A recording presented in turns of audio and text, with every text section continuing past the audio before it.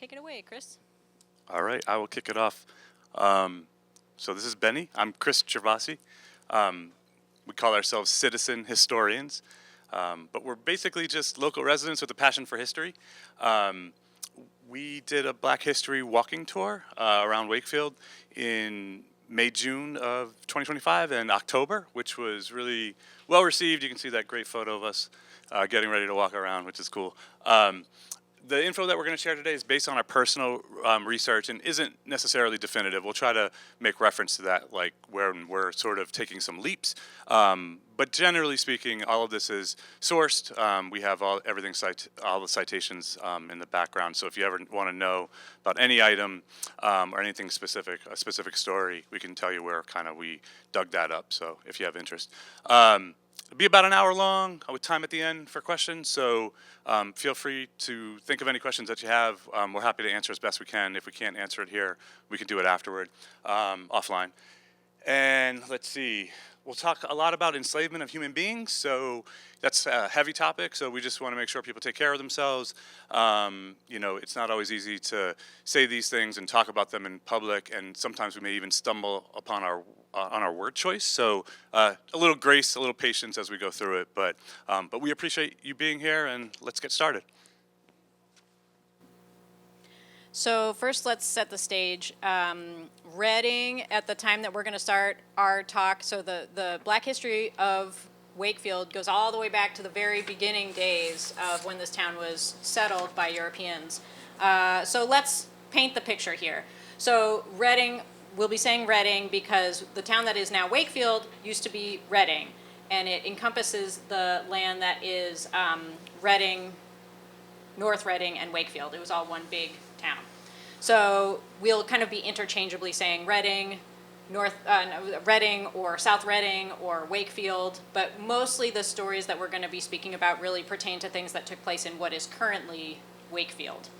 But so Reading, at the time of its earliest settlement by Europeans, was a rural farming village. So this image, the one on the right, is actually Providence, Rhode Island, but it's from about the time period that we're going to be talking about. So that painting is from about 1650.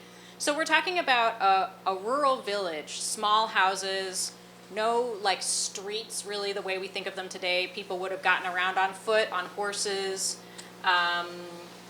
just the very beginnings. And then of course here on the left is a painting of Wakefield, is a painting of the common, but that's from a little bit later. We'll get to this time period, but that's from the 1830s. But yeah, so we're going to start our talk in about 1638, which is when the town was settled. And it was a Puritan village. The church was the center of town life. And everyone who lived here would have been farming. They would have been farming. They may also have had small kind of household businesses, some people, so think kind of leather tanning or shoemaking or things like that. And let's see. That's just kind of like the image of what we're talking about as we get started. So let's take it away with Black history here. Okay, so unfortunately, we're going to have to start talking about enslavement right off the bat here. If you notice on the left-hand side, this is a painting from Edward Hicks. And so what you can see here, it's from Pennsylvania, but what you can see is during this time frame, 1785, 1846, in that general time frame, what you can see is farming, and you can actually see people working with horses in this corner, and these would generally be enslaved people who were enslaved to work on their local farms, and so that would be one image. And then on the right-hand side, this is in Newburyport, and this is a silk on linen, but it's from we think it's from the late 1700s, I believe, and you can also see depictions of enslaved people as part of that artwork on the right-hand side. So generally speaking, slavery is present in all New England towns. I was looking it up today. There's a website, it's like the Northeast Slavery indexed. And if you look that one up, you can actually research every single county, every single town in the Northeast, and see names and details about enslaved people all throughout the Northeast, and specifically in Reading. So from there, you can see the dozens of people that were enslaved, find their names, and then start looking for their stories that might show up in other artifacts. So Reading was settled 1638, the same year that Desire carried the first enslaved Africans to New England, and they would have been a part of our town's life basically from the very start.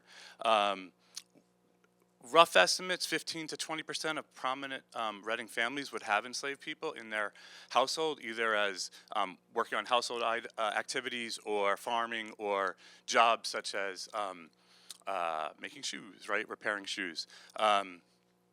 And they were basically enslaved without compensation. This is different from indentured servitude, where you could get your freedom and it wasn't passed down to your children. So if you were enslaved in Massachusetts and Wakefield at that time and you had children, they too would have been enslaved.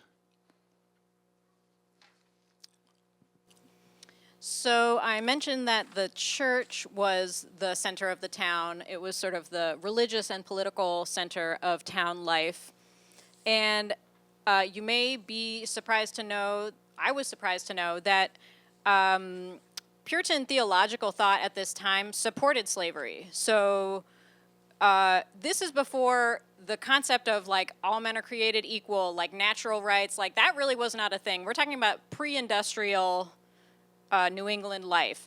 So the thinking at the time was that if you were born a king, it's because God intended you to be a king. If you were born a slave, it's because God intended you to be a slave.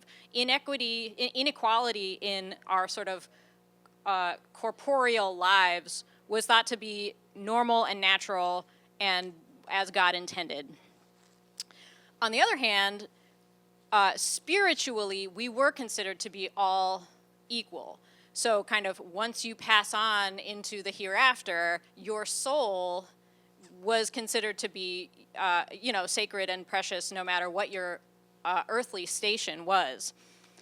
So black people during this period were part of the church, and that could be kind of at different levels. It could be, enslaved townspeople were baptized in the local congregational church. They could receive communion. They could become essentially full members of the church, with the exception that I don't have any records specifically in Wakefield, but typically at this time, black church members, even if you went through all those kind of like stages of becoming a member of a church, you still couldn't vote in church business. And there are some exceptions to that here and there in New England, but almost always black parishioners were not allowed to vote in church business, but spiritually they were full members of the churches, or they could become full members if they decided to make that commitment.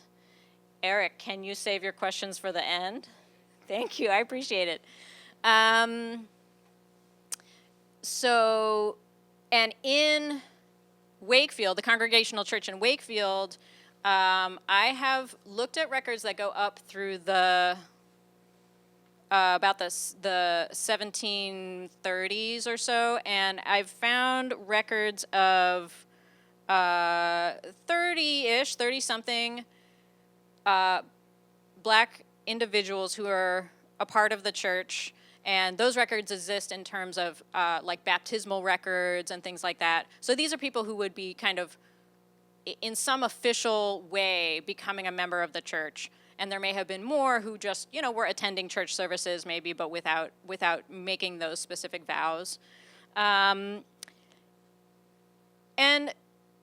at this time, so these would mostly have been enslaved people who were attending church along with their enslavers. And so there's a question here of, to what extent was this coming out of, real religious belief and commitment, and to what extent was there coercion taking place from their enslavers who kind of had a certain at this time there would have been a certain like moral responsibility to see to the spiritual well-being of your enslaved person. So whether it was explicit or implicit or what, like how much of a coercive force was taking place that was resulting in enslaved people attending the church, and how much was it, honest religious commitment. And most likely it was a blend of the two. I think it was a very complicated decision and thing to navigate for anyone in that situation. And I do want to give credit and thanks to hold on a second, to Richard Bowles, who has done a lot of research in this area, specifically on enslavement and African Americans in the congregational churches during this period. But that's what was taking place in Wakefield at the time. There certainly were black townspeople who were active parishioners in the Congregational Church of Reading.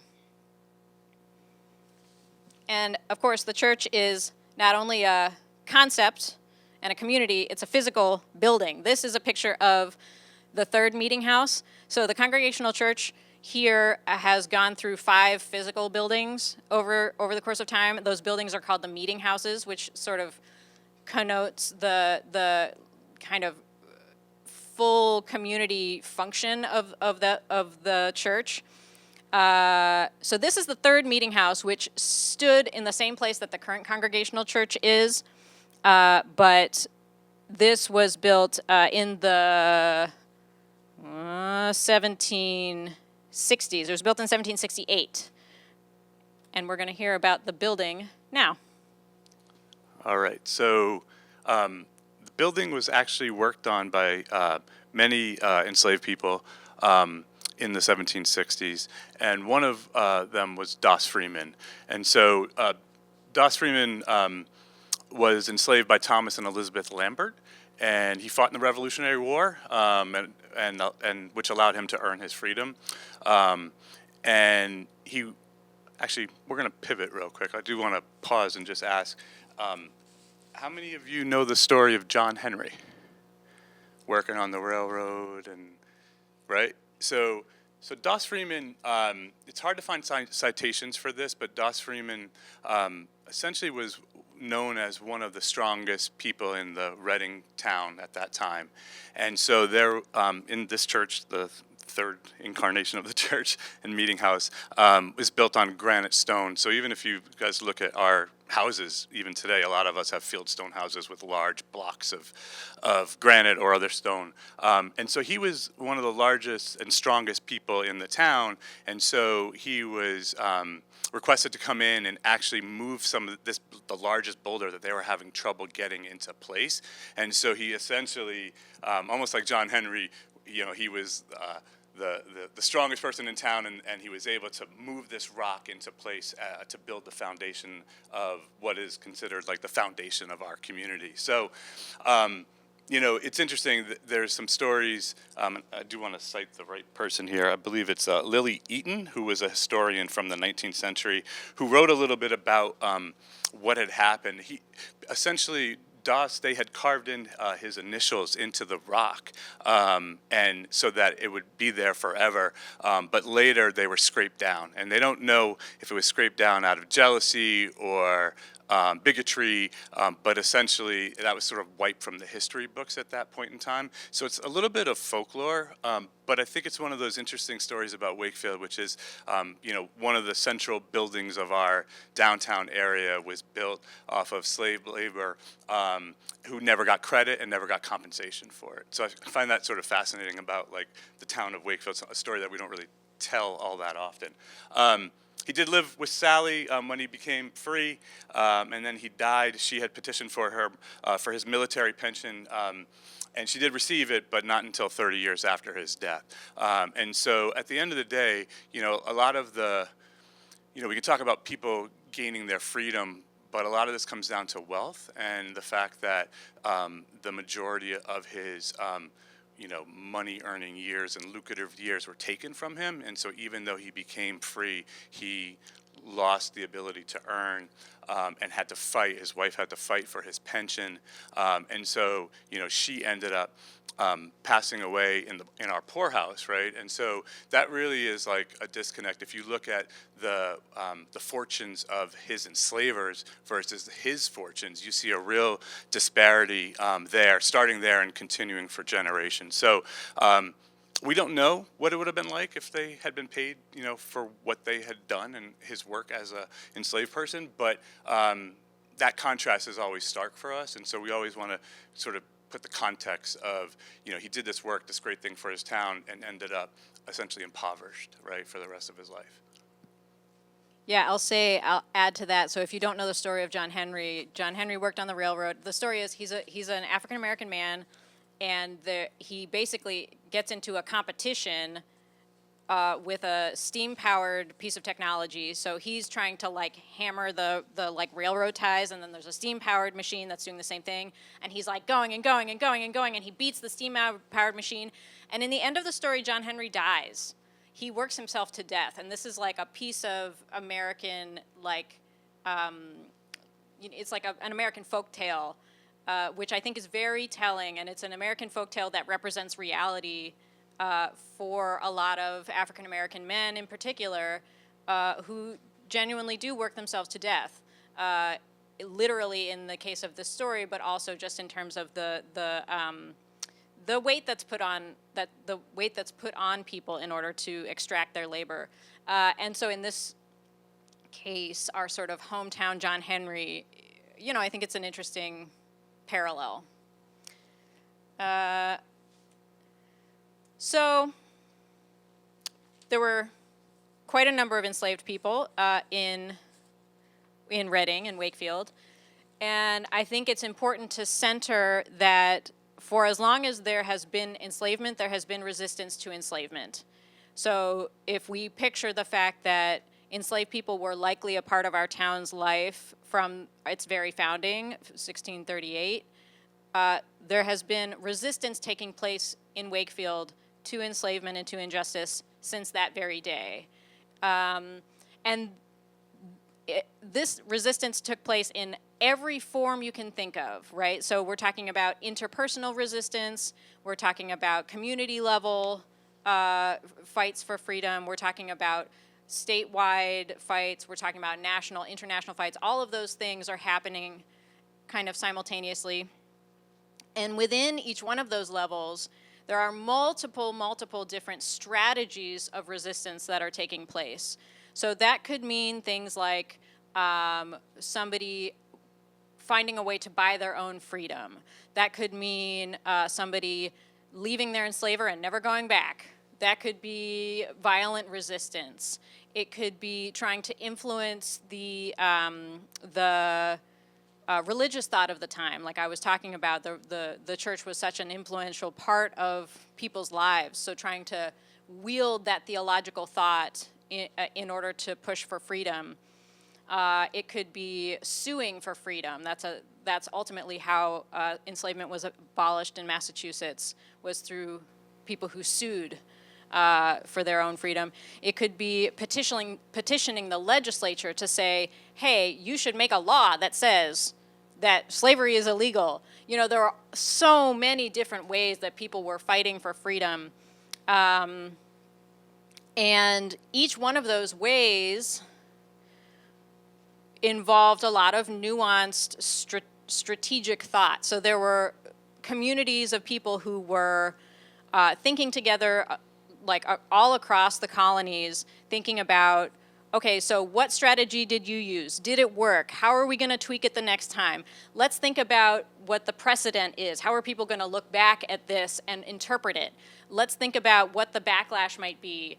So it's this very complex and nuanced bunch of calculations that people are doing in order to fight for the end of slavery, either the end of their own personal enslavement or the end of slavery as an institution. And those things were taking place here in Massachusetts and here in Wakefield. One particular example that we're going to dive into is legislative petitions.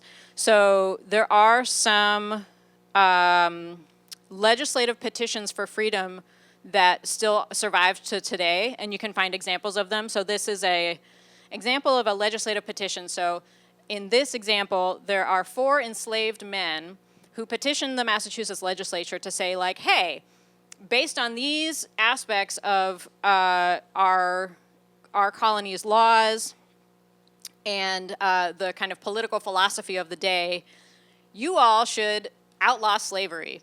And this petition is undersigned by 4 enslaved men. Hang on. So we've got Peter Best, Sambo Freeman, Felix Holbrook, and Chester Joy. And before we move on to talk more about this, I do, again, want to give credit and thanks to Dr. Cherno Cisse, who has done a bunch of scholarship on freedom petitions in Massachusetts, and it's through his work that I found this particular petition, which is of interest to us here in Wakefield. All right, Chester Joy. So it is, unusual for enslaved people to be referenced in official documentation with the first and last name. And so that, in a way, is like an act of resistance, saying, we exist, we have names, we have first names, we have last names, we are official. And so we don't have too much information about these men. I think there is some information about Peter Bestis and being a founding member of the Black Freemasons Lodge, but the others we don't know. But we do know that at that exact same time, there was an enslaved man named Chester Joy. So the spelling of the last name is slightly different. And so we don't quite know if it's the same Chester Joy. This is taking a little bit of a logical leap, but it's not a particularly popular name or of that day. Chester Joy and his brother John were enslaved by Captain John Goodwin, who was a large landholder in Reading.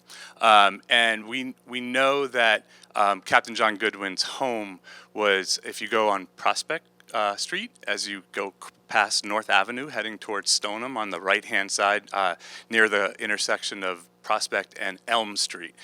So that would be where Captain John Goodwin lived, and where Chester and his brother John likely lived and worked as well. We know that he died in 1774, so very shortly after the filing of the Freedom Petition.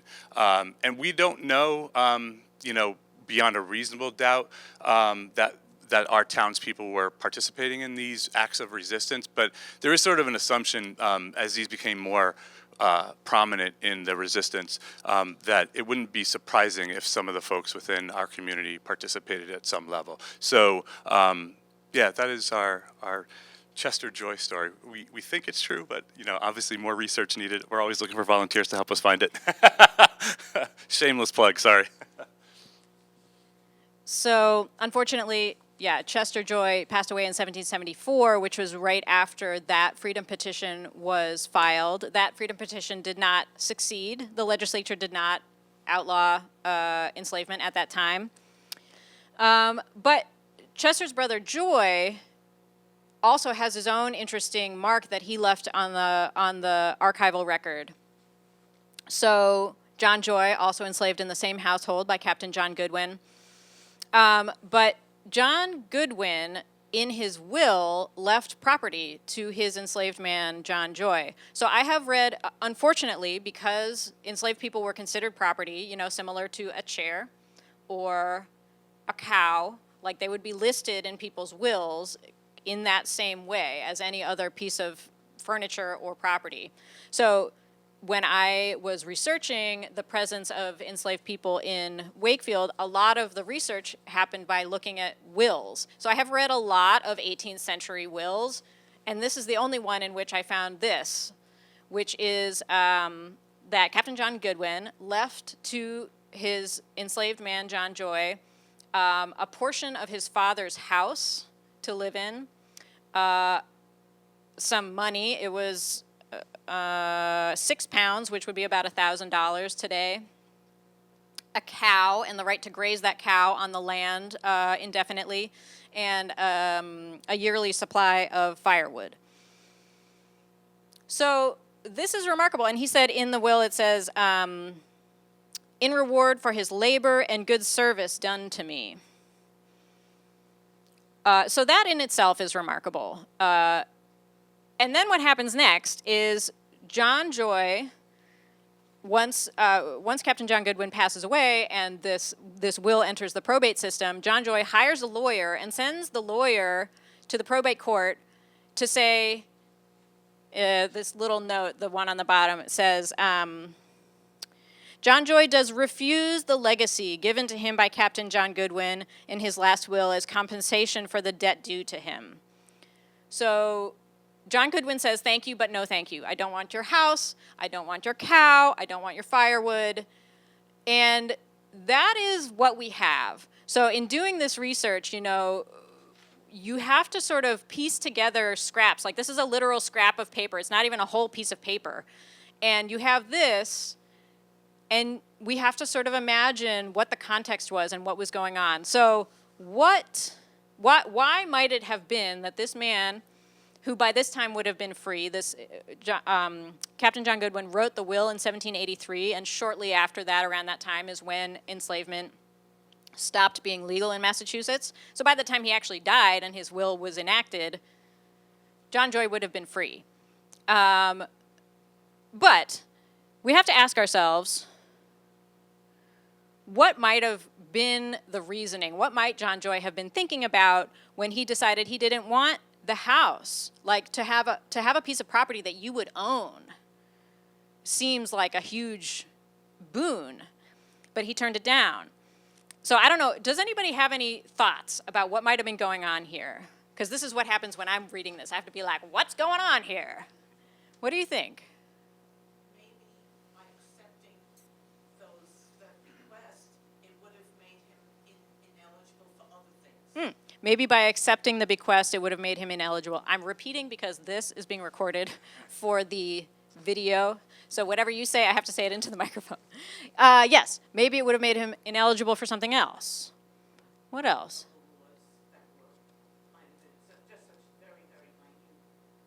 Yeah, there might be real minutia in the laws that he would have been having to navigate.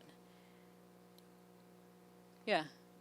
By accepting it, he would have been basically agreeing to the fact that he was not free. So he was basically saying, I've always been free. Even though what you think that was your slave.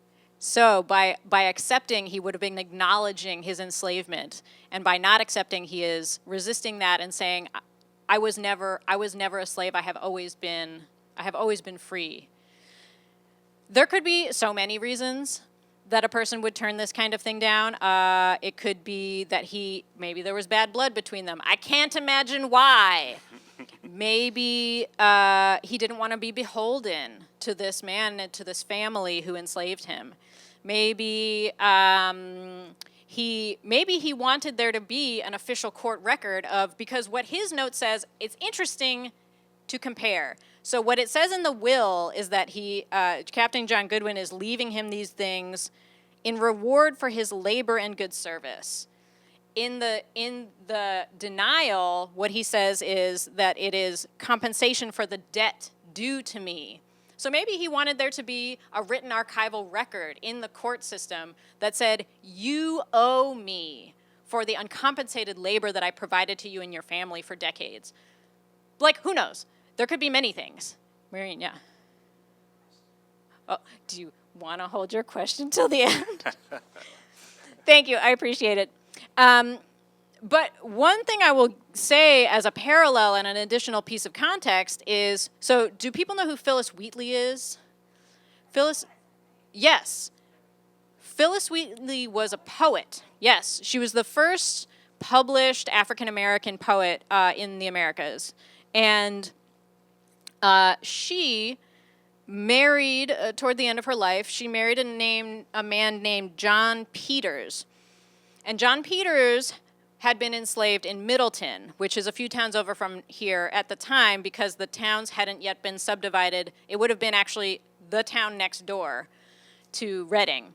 So John Peters was enslaved in Middleton. And a similar sort of unusual thing happened when his enslaver passed away, which is that he was named the caretaker of the estate. So it was his responsibility to live in his former enslaver's home, to take care of his widow, to take care of the land. So he and Phyllis Wheatley moved back out to Middleton to do that. And they were essentially driven out of town by the white townspeople. There was a protracted legal battle. They were evicted from the property. They ended up having to move back to Boston, and Phyllis Wheatley died destitute like the next year. So that was taking place at exactly the same time that Captain John Goodwin was making this part of his will. So John Joy would definitely have known about this story. He would have known the risks that you are entering into when you accept something like this in a white town from your former enslaver. You know, like what backlash might you be coming up against? So we don't know. Again, it's all, you kind of have to just like fill in the details with some imagination. But these are some of the things that were happening in our area at that time that might have influenced John's decision about this bequest. And unfortunately, I have never found any archival record of what did become of John Joy after this. Like, where did he go? What did he end up doing with his life? This is sort of the end of what we have in order to imagine his life of freedom, unfortunately. All right, we're going to talk about Sharper and Phyllis Freeman. So Sharper Freeman appears in the Reading records through his 1778 marriage. He was enslaved by Josiah Breed of Lynn. So are you familiar with the Breed name? So, all right, and Breed's Hill, so in Charlestown, right? So, in Josiah Breed is not the same person in Charlestown where Bunker Hill is, but he lived in Lynn, and he is likely I believe him to be a second cousin of the Breed family of Charlestown, excuse me. His wife was enslaved by the Lambert family along with her brother Doss, who we spoke about earlier. So Phyllis was here in Reading, Wakefield. And so they were owned by different families in different towns. So imagine how hard it would be to court, date, marry, etc. The logistics of it were challenging. They would have to ask permission of their owners to marry. So that's like a logistical nightmare. And just speaking for myself, when I had to ask my wife's father to get married to her. So yes, but it was generally, a navigation, right, and a long bouts of separation. They did end up having two sons, Doss and Sherburne. Because slavery was legal until about 1783, Doss would have been born enslaved and then had been free 3 to 4 years later. And then after they were separated by this enslavement and also, after 5 years separated by enslavement and the war, they were finally able to come together as a family and have their children together. So I wonder, from a reflection perspective, like, who decided, like, when and where and how long they could spend time together? Like, was this a 1 day a week thing? Is this, how does this actually happen? And what does it take to maintain a marriage under enslavement when you don't have control of your life, your body, your time? So that to me just struck me as like powerful, like how you navigate love in the era of not having ownership of your life and your destiny. So I think that's just an interesting thing to think about. So Sharper Freeman, similar to Doss Freeman, who we heard about, who built the foundation of the church, Sharper Freeman was a Revolutionary War veteran. So it was common at that time to boost enlistment. They offered for enslaved men to sign up, and when you finish your service, you would be free. You would gain your freedom through your military service. So this is what happened to a number of enslaved men in Reading. including Sharper Freeman. So Sharper enlisted 2 times, actually. He enlisted in 1780, and then he went back for more and re-enlisted in 1782. And then he would have come home after his service was finished, a Revolutionary War veteran, a war hero, and a free man. So he and his wife Phyllis were finally able to live together in a household. He owned multiple properties, actually. So he bought property in the area of Reading, which is now North Reading. And they were able to raise their sons, Doss and Sherburne. It's a little confusing because there are 2 Doss Freemans in this situation. There's his wife's brother, Doss Freeman, who built the church, and there's their son, Doss Freeman, who we'll learn more about. But they were able to raise Doss and Sherburne together in their home in Reading. And Phyllis, I think, probably died in 1795 of consumption. This is another thing, when we're thinking about what did people see fit to record and not record? Many black people's last names were just not written down in the records. So there is a woman named Phyllis, a black woman named Phyllis, who died of consumption in 1795 in Reading. My guess is it's the same person, but 1, there was no last name on the record. 2, many enslaved people were given the same name. I don't understand why, a lack of creativity or something. But you'll see multiple people in the same town who all have the same name. So there could have been multiple Phyllises in Reading at that time. My best guess is maybe this is the Phyllis of Phyllis and Sharper Freeman. She passed away, and Sharper remarried. He married a woman named Naomi Holden, who was from Stoneham, and she, as far as I can tell, was a white woman. So this also gives us a little bit of interesting information about the kind of social context of the town at the time, that there were interracial marriages happening. These are folks who are just like fully integrated into the functioning of the town in a lot of ways, as much as there was this kind of separation, this obvious power imbalances. The white and black townspeople were together in their kind of town business, in their relationships on all these different levels. So they also had a few kids. They had 2 sons named James and Joel, who continued on living in North Reading. Joel Freeman had a astonishingly enormous family. He had like 16 children or something crazy like that. So they have a family that left, a significant imprint on North Reading. Again, so he, following his, gaining his freedom, he worked as a laborer. So, he would work different jobs, physical labor, similar to what we talked about with Doss Freeman. He had spent the peak years of his life having his labor extracted from him without compensation. And so as he's getting older, he has kind of used up his body. As any of us are getting older, he stops really being able to earn a living from labor. And so he applies for a military pension. He wins a pension from the U.S. government when he's in his 70s. And then he lives to the astonishing age of 90-ish. And he has an amazing gravestone.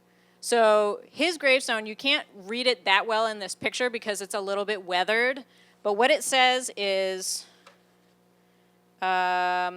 kidnapped in Africa when about 16 years of age and enslaved. He was a soldier in our Army of the Revolution, for which he received his freedom and a pension. So we don't know who did he choose this gravestone? Did a family member put this up? But that's remarkable, to create something where these aspects of his life and of our nation's history are literally etched in stone. Like, you will not forget what you did, the atrocities that were committed against me, and you also will not forget the heroism that I displayed in freeing this country from its bonds of and gaining independence from Britain. So I think this is amazing. And the other thing that is notable to me about this gravestone, so this is actually in a cemetery in Reading. It's like right in the center of town in Reading. Here in Wakefield, in our old burying ground, so the old burying ground right next to the Congregational Church is where the resting places of our town's earliest residents are commemorated. And although, like we spoke about, there were black townspeople in Reading from the very beginning, there are no grave markers in our old cemetery that commemorate the resting place of any black townsperson. So, and it's not that those people were not buried. They were buried, and their loved ones, their community would have at the time known where they were buried, but that information has been lost to us. And they are essentially buried in unmarked graves. So this is very common. There's now a lot of scholarship about this across New England, that many old cemeteries have portions where if you do like some kind of ground sonogram thing, you can see that there are unmarked graves in the cemeteries, and most likely those are the resting places of the African American townspeople. So certainly there have been no studies like that in Wakefield, but those folks were buried somewhere, and they don't have any grave markers. So I think it's it's painful to think about one, everything that has sort of been lost to us about those individuals and about their stories. But it's also so powerful to see, Sharper Freeman, he was like, "You're not going to forget about me. Like, this will be here." It is eroding to some extent, but like, this will be here far past my lifetime and past my children's lifetimes. So I think that that's a really powerful, again, act of resistance. Even after his death, he's still enacting resistance against this system. All right, the popular name Doss Freeman, the younger. So Doss Freeman, I think we mentioned earlier, Sharper and Phyllis Freeman's son, named after his uncle. And so he was born into slavery in 1780, but became free in 1783 after it was slavery was deemed illegal. He lived in North Reading, but and that's where he grew up. But as he became an adult, he ended up buying this house here, which is 42 Church Street. And so the Wakefield Historical Society was the one that did most of the research on this. So if you go by the Hawthorne House, it's like right across the street, or a couple houses down. But this is the house. We have contacted the owner. They're very nice. But yeah, he worked as a shoemaker, and he actively participated in the economy. So essentially, he was buying goods, selling goods, going to estate sales. He was loaning money, borrowing money. He was buying land. And so, it's hard to get information about the details of his life other than land records, probate records that we can find. We don't have any records of of being married or any children. So I believe he sold this house to another local Wakefield resident. But what it kind of shows you is that upon gaining freedom, he became a full member of the economic life of the town.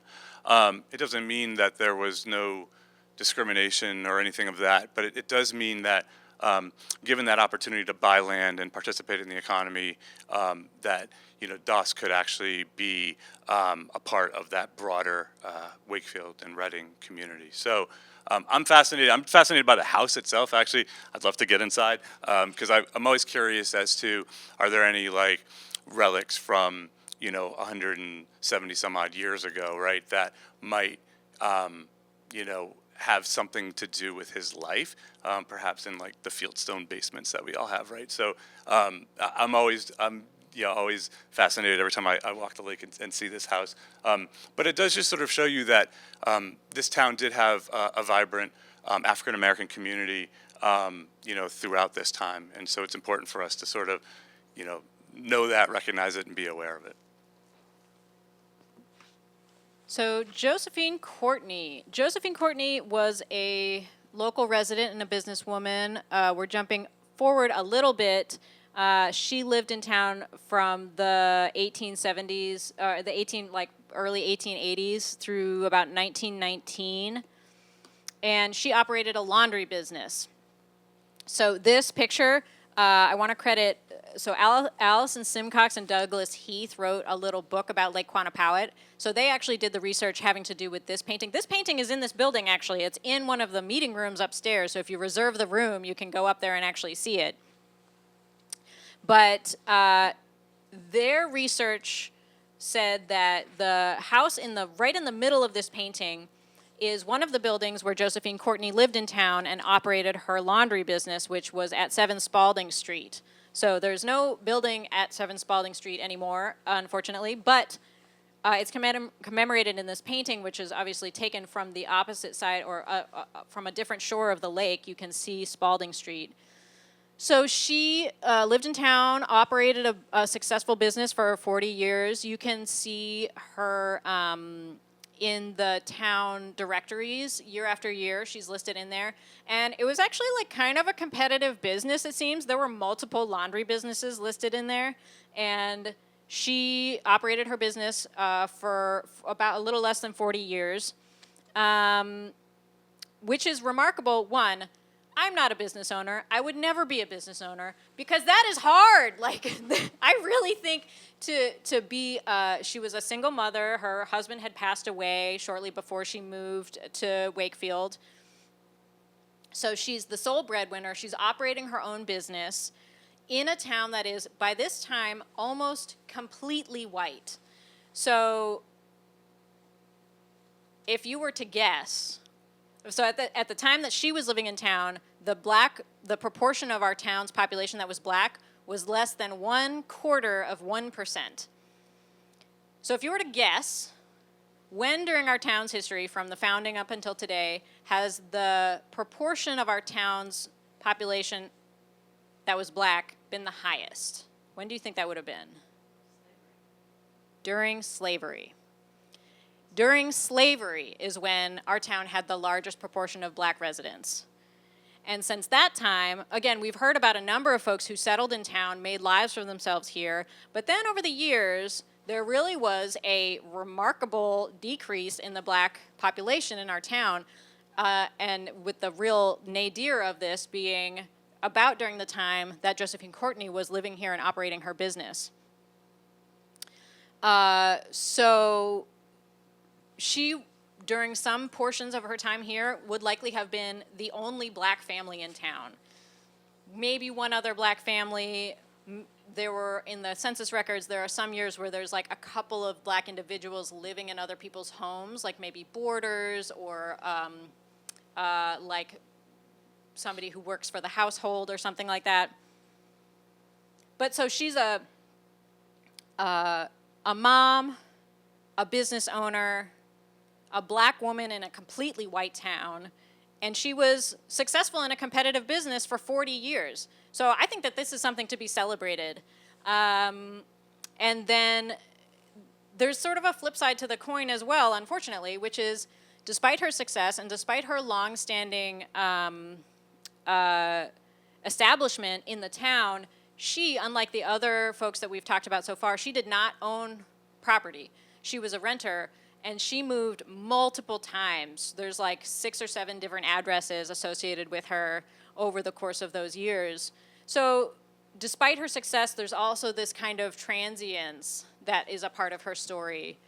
And that's kind of what I have found with so many of the stories that I learned about in doing this research, is that there's always this kind of like a little bit of a complexity to it. You know, it's never like a totally tragic story. It's never a totally happy story. Like, these are complicated times and complicated stories that encompass just like a lot of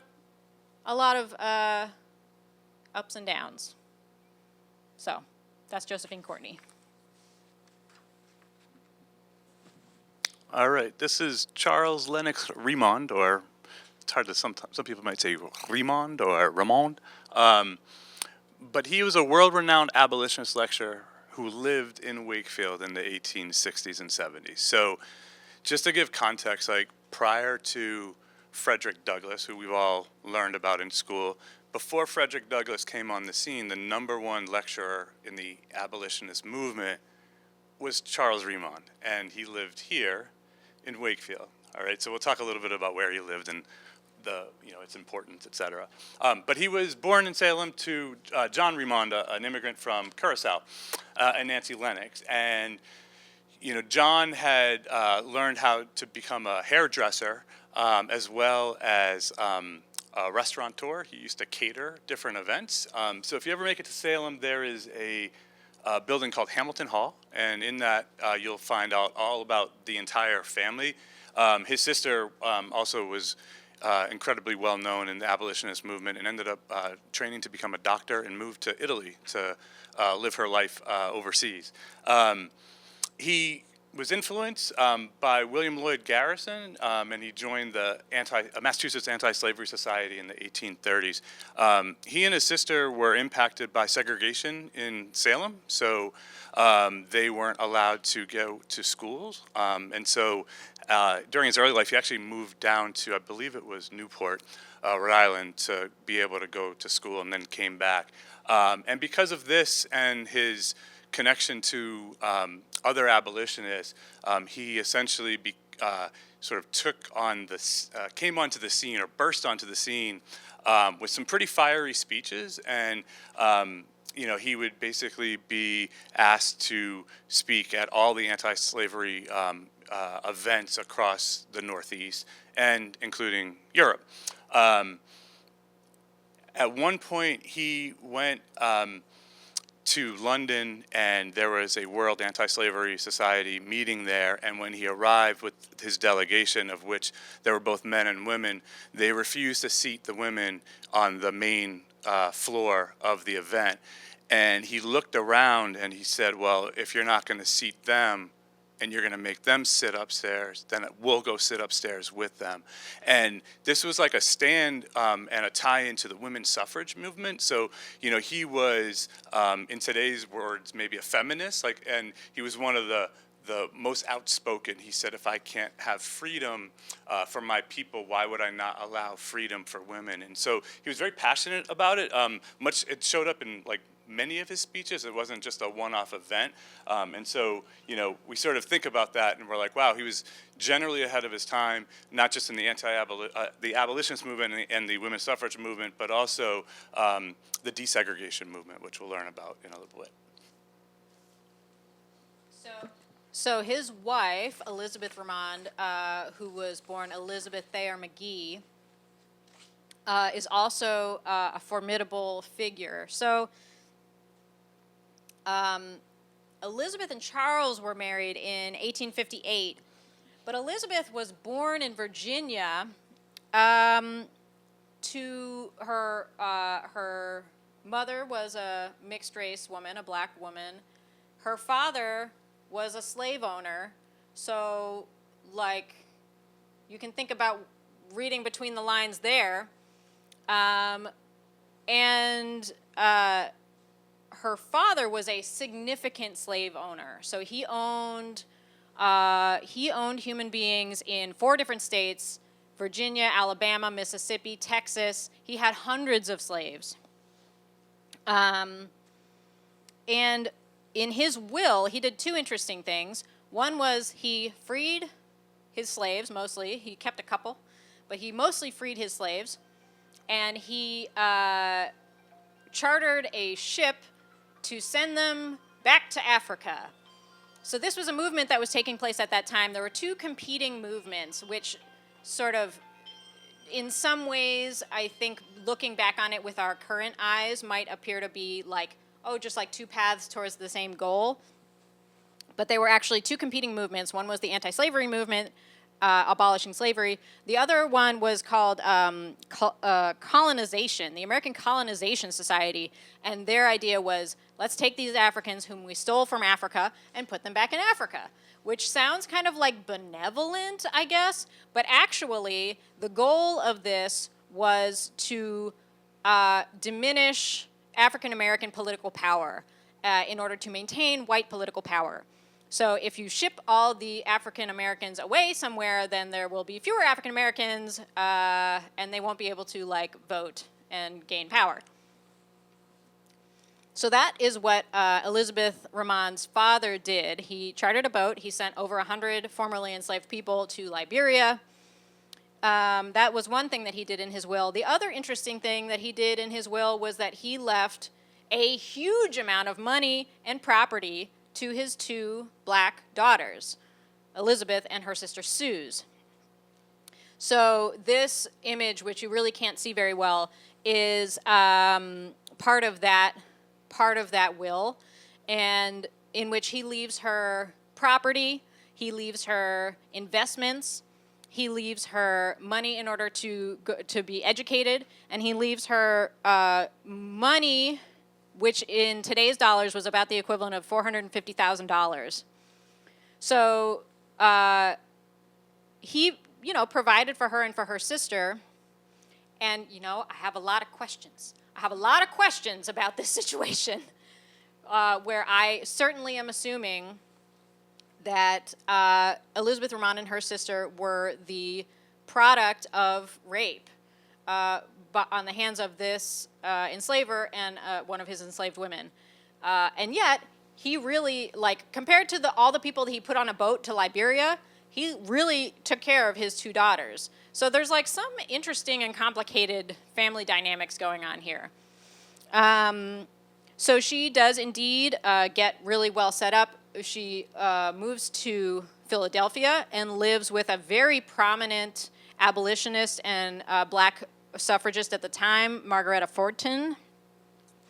And we don't actually know where Elizabeth and Charles met, but my guess is it was in these abolitionist circles, because they are both extremely well connected in the abolition world. So they're connected to all the most famous abolitionists that you can think of, that you've heard their names in history class or whatever. They were all in community together. So they likely met somewhere along the line during their abolition, activism. And let's see. The thing that I will say about Elizabeth Ramon that really strikes me is the tension that exists, right? Where the tension between her lifelong devotion to the abolition movement and her father's, basically pouring money into colonization, sending people back to Africa. The huge departure that she made from, obviously, her family of origin. And also this juxtaposition between, the life that she was able to lead and the life that the other enslaved people that were owned by her father were able to lead. So I feel like her story to me is really one of these opposites, these tensions, and the path that she was able to forge through all of that. So back to Charles Lennox Ramon, and then I'm going to talk just a little bit more about Elizabeth in a moment. All right. So I don't know if any of you've spent any time on Nantucket, but there's a restaurant bar called the Brotherhood of Thieves. It's right downtown, and there's it's actually 3 buildings, but there's a back and there's a front, and then there's a basement area as well. And if you ever go, you'll see this sign. It's on their menus as well. But it's a little bit hard to see, but it's this event is called the Brotherhood of Thieves Riot. If you look, that's a minister, and in one hand, I believe he's holding money on one side, and I believe slaves on the other side. And so and he's religious, and so this was sort of a depiction of the clergy and their responsibility for segregation and discrimination. So in the 1840s, there was a woman, Eunice Ross, who was a student who passed all the entrance exams, but they were refusing to let her actually go to school on Nantucket. And so at the time, there were abolitionists who were meeting on Nantucket as part of the Anti-Slavery Society Convention. William Lloyd Garrison, who owned the Liberator newspaper, Charles Lennox Ramon. And so they all gathered at the Athenaeum. And so there was a reverend there, Stephen Simons Foster, who delivered this speech basically condemning churches who still supported slavery, and as well as condemning the town for not allowing this child to be educated in the school system. Now, mind you, this is 1839, so this is a full 100+ years before the federal government desegregated schools at the national level. So like we're 100+ years ahead of them. At this point, Charles and all the people as part of his larger group were essentially attacked and chased from building to building. There was a huge riot. The townspeople were offended by the speech that attacked the clergy, that attacked the school system and the town in general. They were disgusted by that, like to be shamed in that way. And so, literally, they had to run for their lives to get back off the island. And so it really to me, points at this wasn't just going to a convention and having speeches. You really had to put your life on the line. You were risking your livelihood. You were like risking your well-being, your health, and your life. And so, and this was all in support of trying to get the nation to integrate schools, right, 100 and some odd years earlier. So, we sort of see from the Remons that they are ahead on women's right to vote and women's inclusion. They're ahead on integration of schools. They are ahead on, anti-enslavement movements, right? So he's a trailblazer, and I keep going back, and he lived down the road. He lived here in Wakefield. It's so great. So anyway, this is one of his stories. He's got a ton of different stories. So shameless plug, I'm always looking for people to help me find more stories about him, but also his wife and her inheritance, which is always a interesting factoid that needs to be figured out as well. So. Yeah, I forgot to mention that with all that money and land and everything that was left to her. She spent her whole life in legal battles in order to get that inheritance, and she died not ever having fully gotten what was legally hers. So, yeah. It makes you wonder who actually got the $450,000, right? If she didn't get it and her sister didn't get it, who got it, what happened to it, and what did that become, right? So it's an interesting a thread to pull on.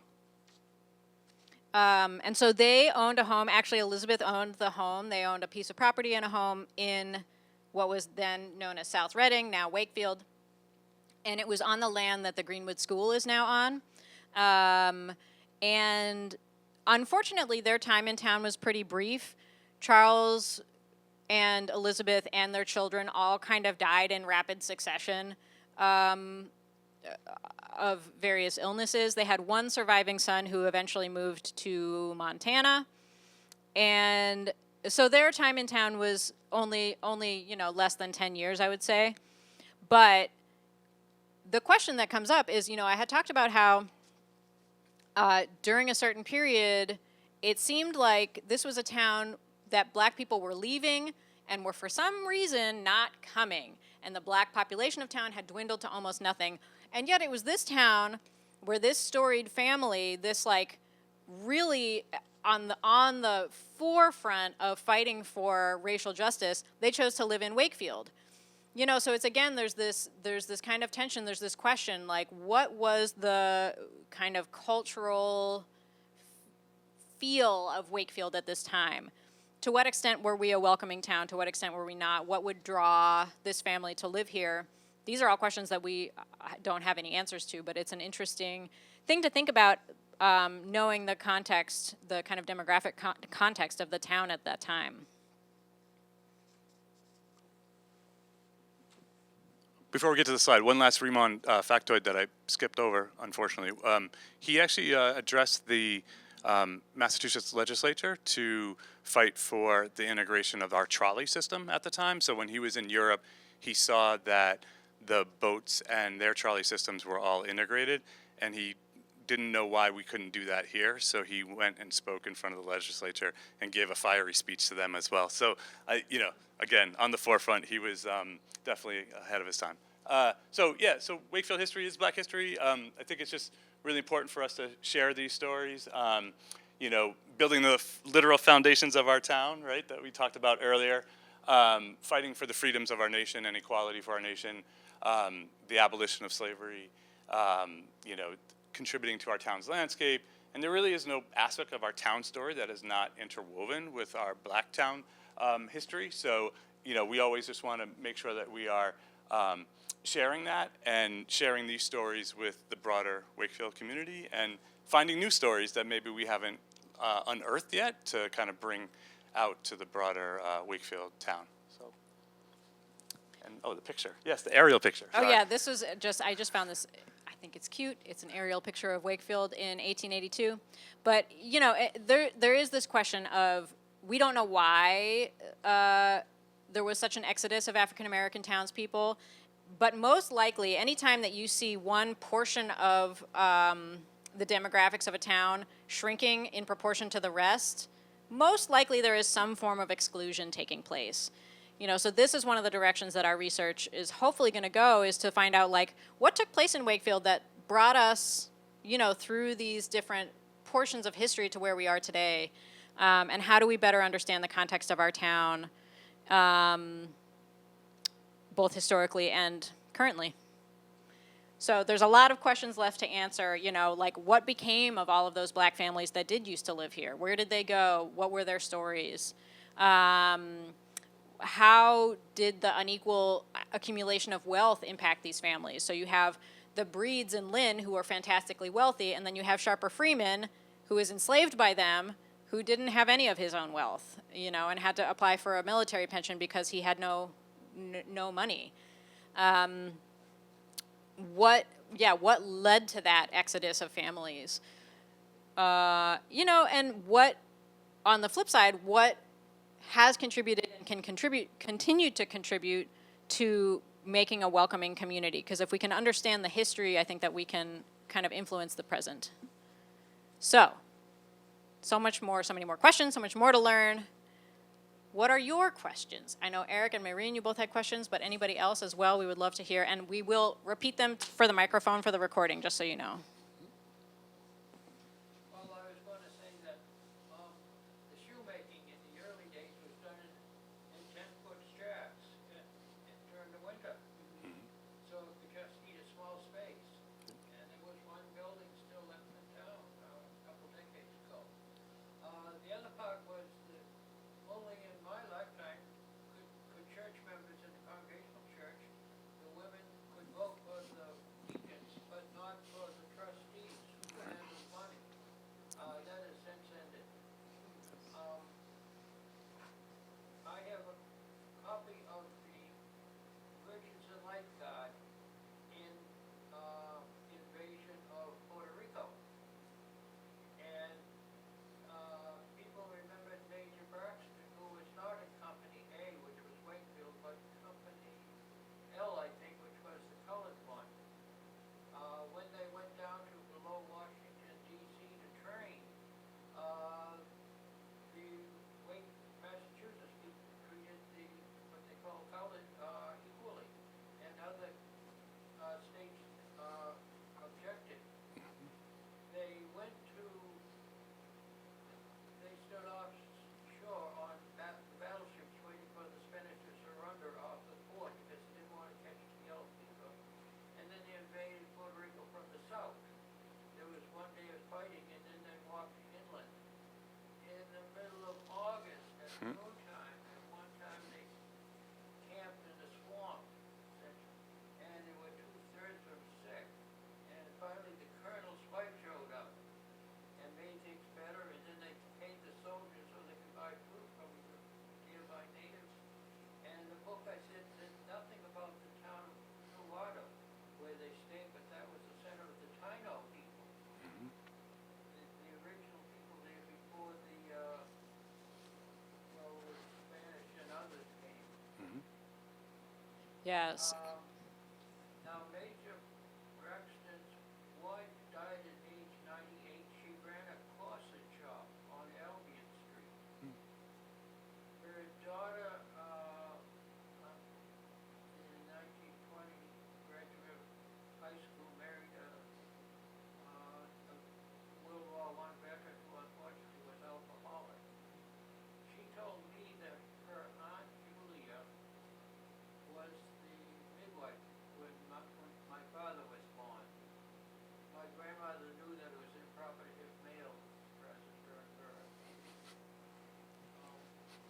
So I know you do. I wanna highlight Mr. Eric Reed, who is a living history repository, like really an astonishing like memory for so many things. But I just want to highlight a couple of the things you just said around the shoemaking. Shoemaking was one of the local businesses that was common here. We talked about that would have been a trade that some of the enslaved and formerly enslaved folks here participated in. And you have, like Eric was describing, a 10 by 10 unheated shack in which you are, doing your labor. Oh, I thought you said unheated. Heated. Well, yeah. And the segregation that was present in the military during the invasion of Puerto Rico, and yeah, I mean, the presence of African American folks in our town and the segregation that was experienced is like it really infiltrates every aspect of life, unfortunately. Maureen, what was it that you were going to say earlier? This was so great. Thank you so much. You guys have put so much time into this. And, do you make people walk all the way to Reading? No. 'Cause that would be fun. You should do that. This is great. Can I just ask you, just for my own benefit, if you know the answers? So, so slavery in Massachusetts was legal until 1783, you said. And I just looked it up. It wasn't abolished until 1865. So we really did it ahead of the curve. Yep. But do you know in one of the stories, like when Massachusetts abolished it, was it like immediate? Yeah, so the question is, when Massachusetts abolished slavery after 1783, did that immediately take place? So interestingly, Massachusetts is the first colony that officially legalized slavery, which is, I think, runs counter to our image of Massachusetts and of the Northeast and things like that. So we were the first place to codify slavery in the colony's written laws. But we never technically ended slavery in that same official way. So what happened was, in the 1780s, there were several people who sued for their freedom. The one I think whose name is best recognized is Elizabeth Freeman, who also, you will see her referenced as Mum Bet. So Elizabeth Freeman sued for her freedom, and she won. Because after the Revolution, Massachusetts had a constitution that said things like, all men are created equal. Like, the United States Constitution is very similar to many of the state constitutions. They were written using the same political philosophy, much of the same language. And so these enslaved folks started suing, saying, how can we have a constitution in our now newly formed state that says this, and yet we also have slavery? Like, those two things are antithetical, and they won. So in 1783, a couple of cases were successful, and so basically after that, it kind of just like fell apart. It wasn't like slavery was officially outlawed at a particular moment, but it came legally untenable. You couldn't really successfully enslave anybody after that.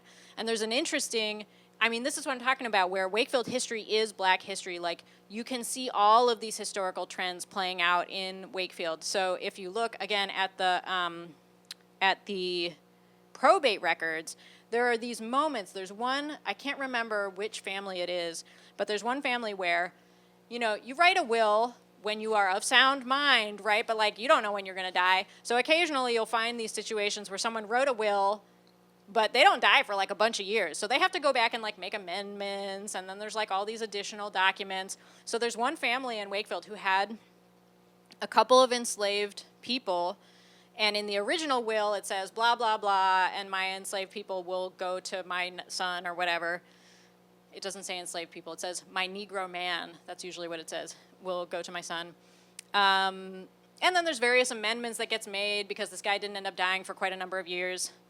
And at one point in this kind of a probate dossier full of different documents, there's one that says something along the lines of like, well, now that this person I guess is free. You know, it's actually his wife at this point is not litigating. She's executing his will. And so there's this document that says, well, we can't actually do the thing he said about leaving the slaves to our son because they're like, I guess they're free now. So there's this like funny little note in the probate record that says that. So you can really see the evolution of the legal status of these human beings through these pieces of the probate record. So that's kind of what happened. It was never really like a clear line. It just sort of fell apart. Any other questions? Yeah. I'm wondering when it became legal in Massachusetts for a woman to own property. You were talking about the person who had the laundry business. Certainly, women could not own property during that decade, during that century, without the signature of their father or brother or husband. You know, I don't know that much about this. The question is, at what point did it become legal for women to own property? What I will tell you is Elizabeth Ramond owned her property in Wakefield, which she bought in like 1874 or something. 1865. She bought that property in Wakefield in 1865, and in the deed, it doesn't say like I, Charles Lennox Ramond, give permission to my wife. It's just her. She executed that deed, you know. So I don't actually know the answer to that, but what you see in the land records is that there are certainly women who own property. Eric, and then I don't know your name, but yes. I think it was after the 1960s. Eric says maybe after the 1960s. Yeah. They couldn't open a Bank account, yeah, you couldn't have a bank account, all these kinds of things. Yeah, so I don't know how those deeds were like put in place technically, but you certainly see women landowners in Wakefield even during the 1800s. Yeah. Was the Samuel Freeman related to the other Dawes Freeman? Ah, yeah. So in that in the petition, the legislative petition, one of the signatories on that is named Sambo Freeman. I have no idea who that is. So what I will say is those four men. There's very little known. Peter Best is a prominent figure, a historical figure, so there's plenty of information about him. He lived in Boston. Sambo Freeman, I have no idea. Felix Holbrook probably also lived in Boston. And then there's Chester Joy, who I'm assuming lived in Wakefield because you don't see the name Chester Joy anywhere. It seems like more than a coincidence. But so I don't know how those four men were connected. I don't know how the four of them ended up working together on this petition. I don't think that they all lived in Reading. I don't think they all lived in the same town, any one town. There were, all during these periods, enslaved people, their allies, you know, there was a rich community of folks who were working on all these types of strategies to end slavery. And so as much as people's lives were restricted by enslavement, people got around, you know, like there was communication happening constantly among folks. People were writing letters, people were going to meetings. So there were ways for people to collaborate across different towns, across different colonies even. I don't know who Sambo Freeman was. I have not seen a record in Reading of an enslaved person named Sambo, but it was unfortunately a very common name for enslaved people to be named Sambo. So there's a lot of Sambo Freemans, unfortunately. So it's hard to know which one was this gentleman. I don't know. So I found it interesting, I don't know the timing, but it was interesting that the family in Middleton was driven out. Yes.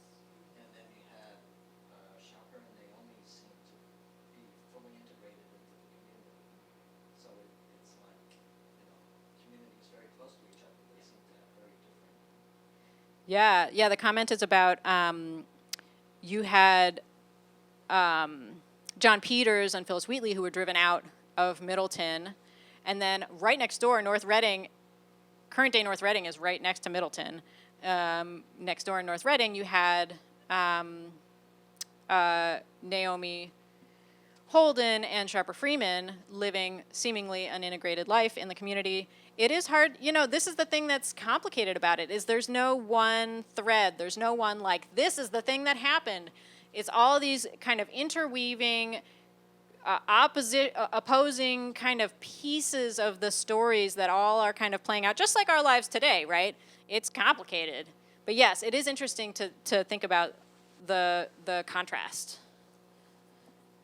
Yeah. I was just curious, you raised the question of whether the dramatic decrease in black residency in Wakefield, what would have caused it, and I'm wondering if you've gotten far enough so that you already see that it sticks out in Wakefield in particular as distinguished from its abutting towns, or whether it could be more a regional phenomenon.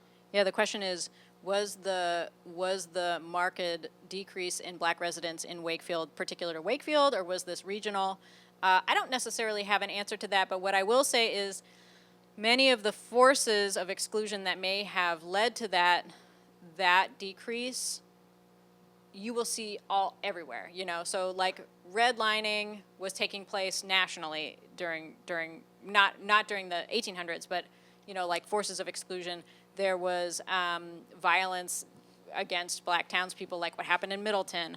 There have been, even in more recent history, there's hate crimes that have taken place in Reading, in Melrose. Like, these are things that are playing out all around us. So my guess is that it would not have been unique to Wakefield. And then on the flip side, again, the opposing side of the coin, during this era that we were talking about during abolition, like Wakefield had an extremely active and vibrant abolitionist movement. You know, this could be one of the reasons that the Ramons decided to live here, is that Wakefield was kind of like early adopters. You know, we like started our chapter of the Anti-Slavery Society very early. So, yeah, it's hard to say how those things played out in contrast to other neighboring towns, but many of those things would have been happening across the region. And that's the other, I mean, there's so many threads like that, right, where we have these questions based on the initial research, and then it's like keep pulling, because there are probably a lot more stories along those lines as well. And then, Don, back to what you were talking about earlier about Middleton and North Reading. The other thread that's out there is that someone mentioned to me in passing, and I looked it up, that there's a rumor of like an underground railroad stop in North Reading, and that there's a house there, and they haven't proved it yet, and there's like a little bit of, you know, mystery there, but like, you know, that's kind of an interesting thread to pull on as well. So kind of understanding that backstory might be helpful. Go ahead. I've actually been in a house in North Reading, Yeah. which had a space Yeah. next to the chimney. Yeah. And it dates back, it's a couple hundred-year-old house. Yeah. It was clearly a space to hide people in or hide something. Yeah, the comment was, yeah, that North Reading house, someone has been there, thank you, and saw the hollowed out space for hiding people, and it's a 200-plus-year-old house, right? So it kind of lines up. So. So the other thing that really struck me from this is sort of the double-edged sword of freedom. Because once somebody gets freedom, then they have to figure out survival. And just like today, freedom doesn't necessarily equate to economic opportunity. So Yep. Yeah, I mean, even in our history about civil rights movement, like the big part of it was the war on poverty, right? Like that was the second pillar, right? It was like, yeah, we want like sort of gaining equality in terms of the government and opportunities, but the war on poverty was sort of necessary and a necessary component of that because it was a challenge, right? Having that wealth gap and that income gap. And I'll add to that, though, so the comment was about that freedom was a double-edged sword, because even upon becoming free, there was like such an economic barrier that people then had to. I don't like to call it a walking tour. It's not inclusive. It is a moving tour through town that you could walk, you could roll, but we'll be continuing to do that when the weather improves. And if you're interested in pulling on some of these threads, like Chris was saying, please get a hold of us.